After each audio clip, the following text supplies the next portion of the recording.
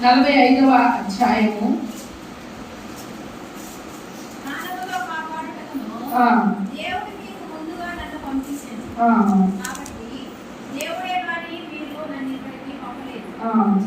ఇక్కడ చక్కటి మాట అంటున్నాడు, ప్రాణముతో కాపాడుటకు దేవుడు మనకు ముందుగా మీకు ముందుగా నన్ను పంపించెను అంటాడు. ప్రాణముతో కాపాడుటకు. ఎందుకు ప్రాణంతో కాపాడుటకు? అక్కడ అన్న చంపుతాడని వద్దురా నాయనా, నీ అన్నకు కావాల్సిన దీవెల్ని నువ్వు దోచుకున్నావు, మరి నీ అన్న చంపేస్తాడు, నువ్వు ప్రాణంతో ఉండాలి అని అంటే నువ్వు యవనస్తులుగా ఉన్నావు, నీకు ఒక భార్య అవసరము, ఇదిగో నీ మేనమామ ఇంటికి వెళ్ళు, నువ్వు క్షేమంగా ఉంటావు అని తండ్రి తల్లి పంపించిన వాళ్ళు ఉన్నారు. క్షేమంగా ఉండాలి అని, ఆ క్షేమంలో ఒక బ్లెస్సింగ్ అనేది ఉండాలి అని మరి అక్కడ తెలియపరచు. మరి క్షేమంగానే వెళ్ళాడు. ఇక్కడ కూడా ఆ యాకోబు సంతానము క్షేమంగా ఉండాలని, యాకోబు సంతానం అంతా ప్రాణంతో ఉండాలని. తిండి తిప్పలు లేకపోతే మరి నీరసించిపోతామా లేదా, సింక్ అవుతామా లేదా, బాధపడతామా లేదా కదా, చనిపోయేదాన్ని కూడా సిద్ధపడతామా లేదా, మరి ఆ పరిస్థితికి రాకుండా ఉండడానికే ఇక్కడ యాకోబు సంతానానికి ప్రాణంతో ఉండాలని దేవుడు ఒక మంచి ప్రణాళికతో యోసేపును ముందుగా పంపించాడు. యోసేపును ముందుగా పంపించాడు. ఇది ఈ అధ్యాయం అంతా కూడా చదవండి, యోసేపు చరిత్ర చదవండి. ఏంటి వాళ్ళ అన్నలు ఇలా చేసేసారు, ఇలా అమ్మేశారు, ఇలా గోతులు వేసేసారు, ఇలా తండ్రికి వెళ్ళి అబద్ధం చెప్పేశారు, ఇన్ని మనము ఆలోచన చేస్తాం. కానీ దేవుని చిత్తం ఒక ఉద్దేశమైనది, మానవుల చిత్తం ఒక ఉద్దేశంగా ఉంటుంది. మానవుల తలంపుల కన్నా దేవుని యొక్క తలంపులు, దేవుని యొక్క చిత్తము ముందు జీవితంలో జరగబోయేదాన్ని, అది కీడు కావచ్చు, ఆపద కావచ్చు, ఇబ్బంది కావచ్చు, కలగలేకుండా దేవుడు ఒక మంచి ప్రణాళికతో మరి యోసేపును ఆ దేశంలోకి చేర్చిన వాడుకున్నాడు. మీ క్షేమం నిమిత్తమే నేను ఆ బిడ్డని నేను అక్కడ చేరుస్తున్నాను. కొంతకాలం శ్రమ కదా, యోసేపు పాపము నుండి పారిపోయాడు, దేవుని యొక్క భయభక్తులు కలిగిన వాడు ఉన్నాడు, కలల దర్శనం చెప్పిన వ్యక్తిగా ఉన్నాడు. తిరిగి ఒక ఉన్నతమైన స్థానంలో, ప్రధానమైన మంత్ర స్థానంలో కూర్చున్న ఒక హోదాతత్వము మరి యోసేపుకి ఇచ్చాడు. ఎందుకోసం? తన అన్నలు, తన వంశావళులు బాగుండాలి, వాళ్ళ క్షేమంగా ఉండాలని ముందు ఉద్దేశంతోనే మరి ఇక్కడ ఏర్పాటు చేసిన వాడు ఉన్నాడు. దేవుడి జనాంగమా, మన జీవితంలో కూడా ఒక మంచి ప్రణాళిక దేవుడు కలిగి ఉన్నాడని మీరు గుర్తించండి. దేవుడి చిత్తము చాలా గొప్పదై ఉన్నదని మీరు గుర్తించండి.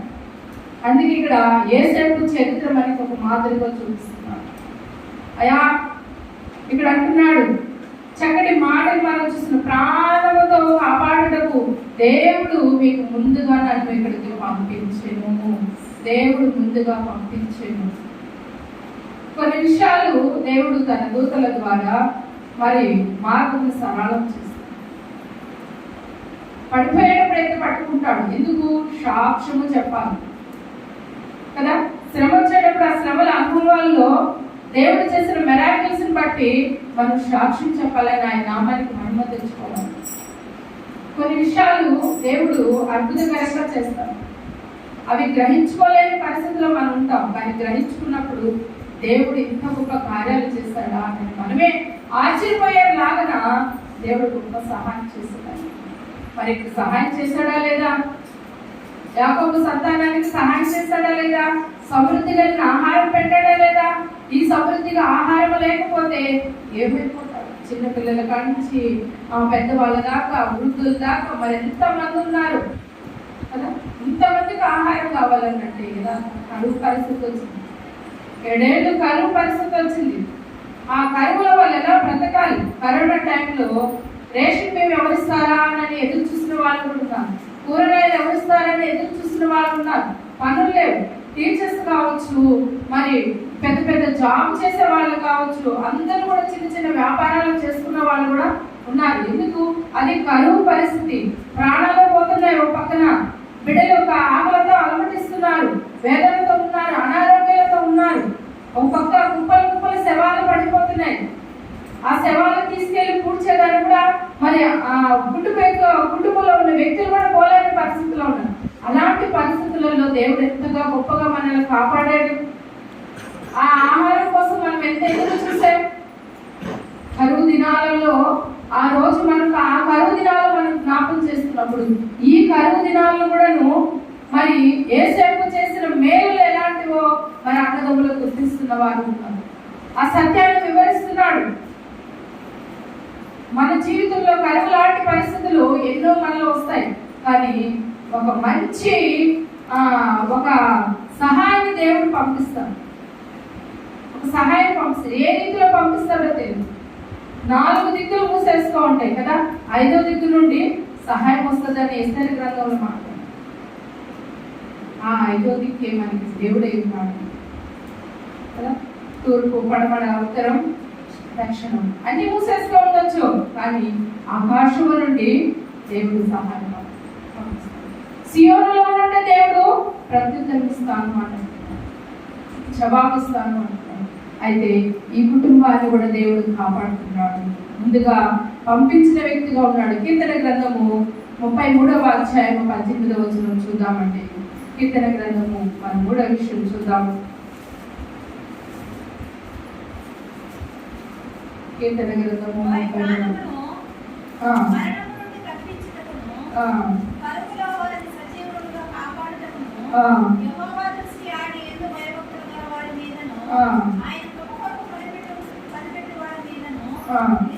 చాలా చక్కటి మాటలు మనం చూస్తున్నాం.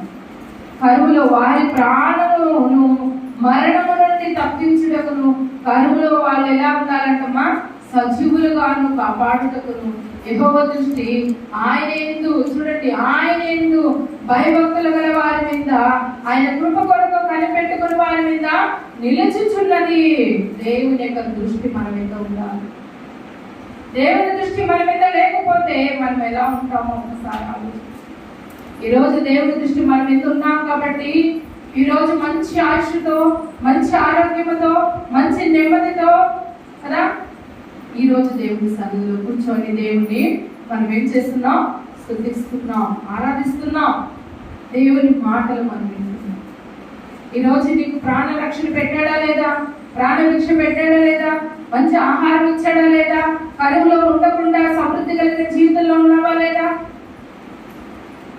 ఇప్పుడు ఎన్నో కోసం ఎదురు చూస్తున్న ఎంతో మంది రోడ్డు మీద ఉన్న వాళ్ళు ఉన్నారు, కానీ ఈ ప్లేట్ నిండా అన్నం దేవుడు నీకు పెడుతున్నాడు. సమృద్ధి కలిగిన వస్తువులు నీ ఇంట్లో పెడుతున్నాడు. ఈరోజు నేను కాపాడుతున్నాను, కరువులో పంపకుండా నువ్వు ఆరోగ్యంగా ఉంటున్నావు, క్షేమంగా ఉంటున్నావు. అందుకే ఇక్కడ మాట, వారి ప్రాణములను మరణము నుండి తప్పించుటకును, కరువులో వారిని సజీవులుగా కాపాడుటకు యెహోవా దృష్టి ఆయన యందు భయభక్తులు గల వారి మీదను, ఆయన కృప కొరకు కనిపెట్టుకుని వారి మీదను నిలుచుచున్నది. భౌతికమైన ఆహారం మనకి ఇస్తుంది.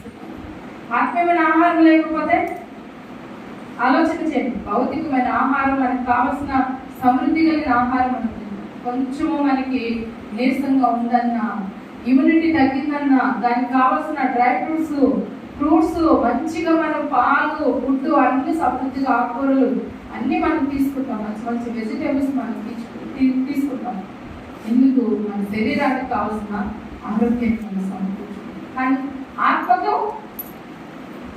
ఆత్మ విషయం ఏమైంది? ఆత్మ కూడా ఆరోగ్యం అవసరం ఉందా లేదా? ఖచ్చితంగా ఆరోగ్యం అవసరం. ఆ ఆరోగ్యం లేకపోతే మనం ఏమైపోతాం? అందుకే ఇక్కడ ఆత్మ విషయం కూడా మనం జ్ఞాపకం చేసుకోవాలి. ఆత్మీయమైన ఆహారం మనం భుజించాలి, సజీవులుగా ఉండాలి. ఇక్కడ అంటున్నాడు సజీవులుగా కాపాడుటకును అంటున్నాడు. సజీవులుగా కాపాడుటకును. సజీవులు ఎక్కడుంటాం? మన ఆయుష్ ఎంతకాలం? 80 తర్వాత మరణిస్తాం. మరణిస్తే సజీవులుగా ఉండగలుగుతామా? అమ్మ లేయి అని అన్నా కూడా లేవదు. ఎందుకంటే ఆమెలో ఉండేది కేవలము నిష్ప్రయోజనమైన శరీరం. ఆత్మ ఎక్కడికి వెళ్ళిపోయింది. కానీ ఆత్మకి ఒక జీవాహారం అవసరం. ఆత్మకి జీవాహారం అవసరం. ఆ జీవాహారం మన ఆత్మకు అవసరం కదా. ఆయన నోటి మాటతో కలుగు కాకంటే కలిగి ఆయన ఊపిరిలో నుండి ఊపిరి పోస్తాడు మనం. ఆ ఊపిరి ఇక్కడ వాక్యమై ఉన్నది. ఆ వాక్యము మన ఆత్మకు ఎంతో బలాన్నిస్తుంది, శక్తినిస్తుంది. శక్తి కలిగిన వాక్యమును మనం భుజించినప్పుడు, ఆ వాక్యమును మనం తీసుకున్నప్పుడు మన ఆత్మకి ఒక సంరక్షణ. అందుకే సజీవులుగా మరి పునాదులు కలిగిన పట్టణం వైపు, ఏ పట్టణం వైపు?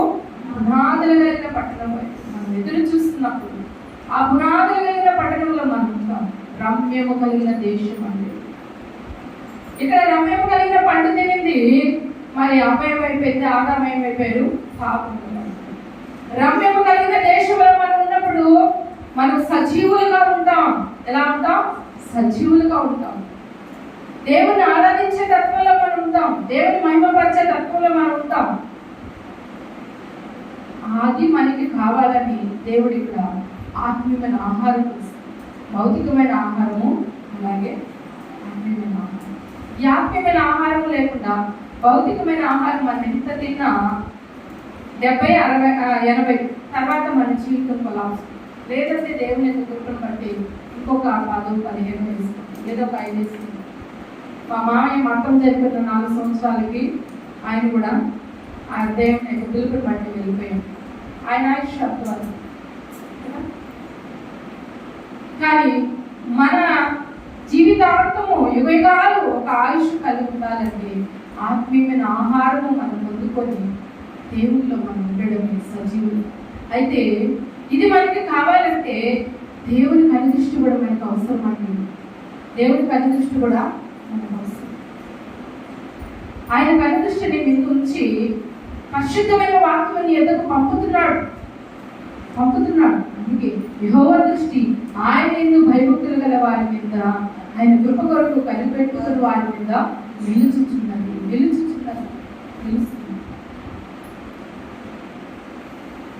ఈరోజు ఆయన యందు భయభక్తులు కలిగిన కుటుంబంగా ఉంటే, ఆయన యందు భయభక్తులు కలిగిన బిడ్డగా ఉంటే, ఆయన యందు భయభక్తులు కలిగిన జీవితంలో ఉంటే ఆయన యొక్క పరిశుద్ధమైన కనిదృష్టి కూడా ఆగనే చూశాడు కదా. జీవజలాలు కలిగిన మరి నీరుని, భౌతికమైన నీరునిచ్చాడు. తండ్రికి, తల్లికి, కొడుకి దాహం తీర్చాడు కదా. సమరయ స్త్రీని దగ్గరికి వెళ్ళాడు. దాహమమ్మ అని అంటున్నాడు. అయ్యా మేము పొయ్యకూడదు అని అంటున్నామి కదా. నువ్వు ఇచ్చే నీళ్లు మళ్ళీ దాహం వేస్తుంది అని దేవుడు చెప్తున్నాడు. కానీ నేను ఇచ్చే నీళ్లు ఎప్పటికీ దాహం ఆకలి ఉండదు, దప్పికుండదు.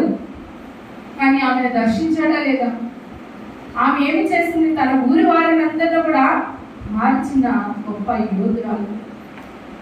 నిజమే, ఆమె జీవితం బాగలేదు. నిజమే, వెలివేసిన జీవితంలో ఉన్నది, ఊరి వెలుగులా ఉన్నది. ఎవరు తిరగని టైంలో ఆమె నీళ్లు చదువుకోవడానికి వచ్చింది. అందరూ తిరిగే టైంలో వస్తే ప్రారంభం చేస్తారు. వచ్చిన అమ్మాయికి అలాంటి ఇలాంటి ఎన్నో మాటలు కదా అంటారు. కానీ మధ్యాహ్నం టైంలో ఎవరు ఉండరు, అందరు తినేసి పడుకో ఉంటారు, అందరూ పనులకి వెళ్ళి ఉంటారు. ఆ టైంలో వెళ్ళి నేను నీళ్ళు తెచ్చుకుంటాను, ఆ టైంలో వెళ్ళి నేను నా ఇంటికి నీళ్లు తెచ్చుకుంటాను అనుకుంటాను. ఆ టైంలో దేవుడు దర్శించాడు. నేను ఖచ్చితంగా చెప్పగలను ఒక మాట, మధ్యాహ్నము ప్రార్థన అంటే అన్ని ప్రార్థనలని దేవుడు సహాయం చేయడానికి అనేది కాదు. అన్ని టైంలో దేవుడు సహాయం చేస్తాడు. కానీ మధ్యాహ్నం ప్రార్థన నా జీవితంలో గొప్ప కార్యం దేవుడు చేశాడు. దేవుడు నా జీవితంలో గొప్ప కార్యం చేశాడు. నాకు ఇంటి విషయంలో కావచ్చు, నా బిడ్డ విషయంలో కావచ్చు, నా భర్త విషయంలో కావచ్చు, మరి కుటుంబం ఆర్థిక విషయంలో కావచ్చు, ప్రతి విషయంలో దేవుడు నాకు గొప్ప ఘనకార్యమే చేశాడు. ఎందుకు అని అంటే ఆ టైం నేను నా పనులన్నీ ముగించుకొని దేవుడితో ఎక్కువసేపు నేను పెనుగులాడేదానికి నాకు అవకాశం ఇచ్చాడు దేవుడు. నా ఇబ్బందిలో దేవుడు నాకు ఆ యొక్క సలహా ఒక దైవజనాల ద్వారా నాకు పంపించాడు. వాక్యం తెలియని వేళలో, వాక్యం తెలియని యొక్క జీవితంలో మరి ఒక నామకార్థమైన క్రైస్తవ జీవితం అంటే నాకు పరిపూర్ణమైన అసలు దేవుడు అంటే ఏంటి, ఆయన రక్షణ ప్రాణం ఎందుకు పెట్టాడు, ఆయన రక్తం దేనికి అప్లై అవుతుంది అసలు ఏమీ తెలియదు. కానీ అలాంటి సమయంలో ఒక దైవజనురాలు నాకు అన్నది, నువ్వు ప్రార్థన చేయి మధ్యాహ్నం టైంలో, ప్రార్థన చేయి మధ్యాహ్నం టైంలో. లక్ష్మీ ఇదే చెప్తున్నాను. మరి ఆనాడు ఆమె చెప్పింది, ఈనాడు కూడా నేను కొనసాగిస్తున్నాను. చేయండి మీరు కూడా. మధ్యాహ్నం ప్రార్థనలు మీకు చాలా చక్కగా ఆ టైం ఉంటుంది. ఆ సమయం కదా, పనులను ముగించుకొని రెస్ట్ తీసుకునే సమయం కదా, ఆ టైం మీరు ప్రార్థించండి. దేవుడు గొప్ప కార్యాలు చేస్తాడు. దేవుడి కనుదృష్టి మన మీద ఉంచుతాడు అని చెప్పి ఇక్కడ శ్రమిస్తున్నాడు. అయితే మరి యోగ గ్రంథము చక్కటి మాటను మనం కూడా చూస్తాము. 4వ విషయము యోగ గ్రంథము 10వ అధ్యాయము 12వ వచనము. జీవమును అనుగ్రహించి నా ఎడల కృప చూపి నీ సంరక్షణ చేత నా ఆత్మను కాపాడుతుంది. అయినను నా లోపములను గూర్చి నీవు నా హృదయంలో ఆలోచించి ఈ అభిప్రాయం నీకుండేదని నేను ఎరుగుదును. నేను పాపం చేసిన ఎడల నీవు దాన్ని కనిపెట్టదువు, నా దోషములకు పరిహారం చేయదును. చాలు ఇక్కడ అంటున్నాడు, చక్కటి మాటలు అంటున్నాడు. జీవమును అనుగ్రహించి నా ఎడల ఏం చూపాడంటండి? కృప చూపింది. నీ సంరక్షణ చేత ఏం చేశాడు? నన్ను కాపాడుతివి, నా ఆత్మను కాపాడుతివి అని. జీవమును అనుగ్రహించి నా ఎడల కృప చూపితివి అని ఆ భక్తుడు అంటున్నాడు. విశ్వాసము కలిగిన భక్తుడు. యోబు చాలా విశ్వాసం కలిగిన, చక్కటి మాటని ఇక్కడ తెలియపరుస్తుంది. అయితే మనకు నువ్వు జీవమును అనుగ్రహించడా లేదా? నీ జీవమును అనుగ్రహించి నా ఎడల కృప చూపితివి, నీ సంరక్షణ చేత నన్ను కాపాడు. ఆయన సంరక్షణ మనల్ని కాపాడు. కోడి తన పిల్లల్ని ఎంత జాగ్రత్తగా కాపాడుతుందండి. కాకెత్తుకుపోద్దేమో, గద్దె చెత్తుకుపోద్దేమో అనేది ఎంత జాగ్రత్తగా పిల్లలందరినీ పిలుచుకొని, తన కోతతో పిల్లలందరినీ పిలుచుకొని ఆ రెక్కలని విప్పి, మీరందరూ నా రెక్కల కింద రండి అని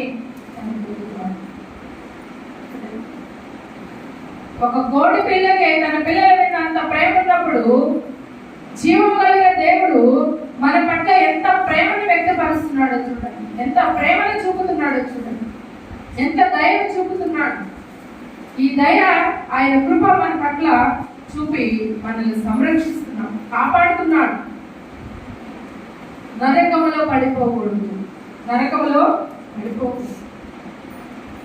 నేను జీవాత్మనిచ్చాను, తిరిగి ఆ జీవాత్మ నా ఎదురుకు రావాలి.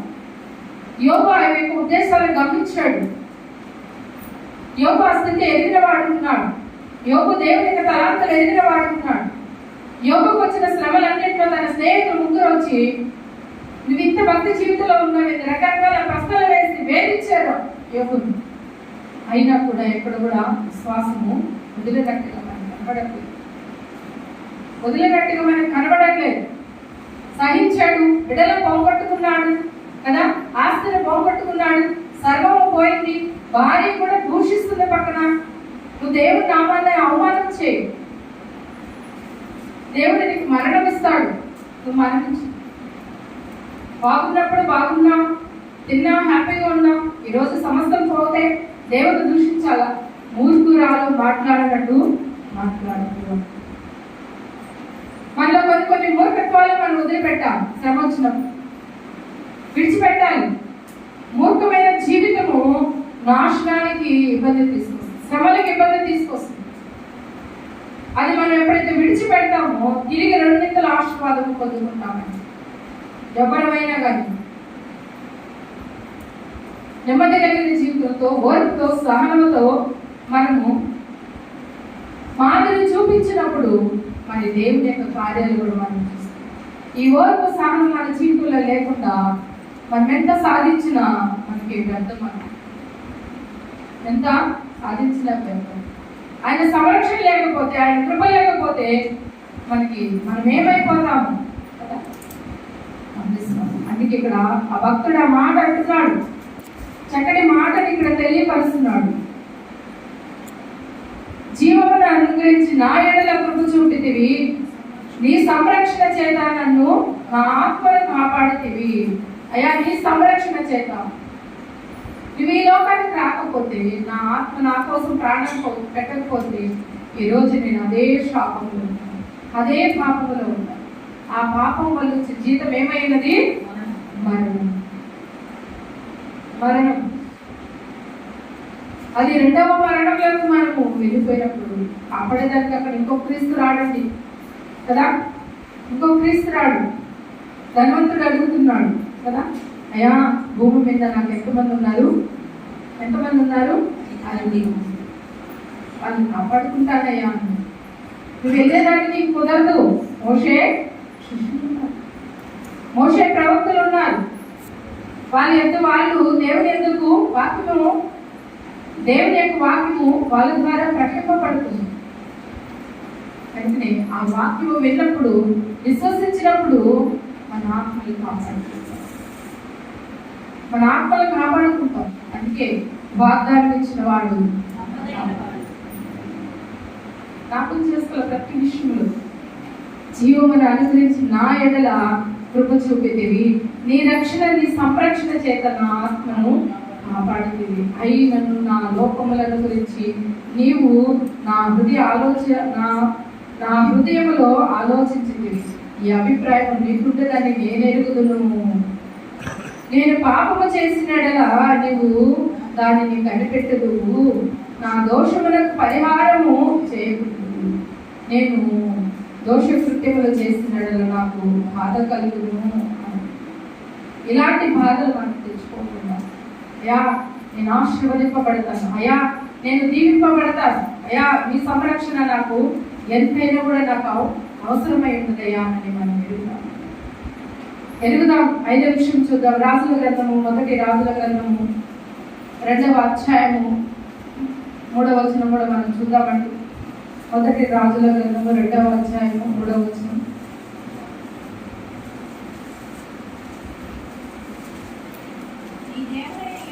నీ దేవుడైన యెహోవా అప్పగించిన దానిని కాపాడి ఆయన మార్గములను అనుసరించినడలా నీవు ఏ పని పూనుకొనినను, ఎక్కడ తిరిగినను అన్నిటిలో వివేకముగా నడుచుకుందువు.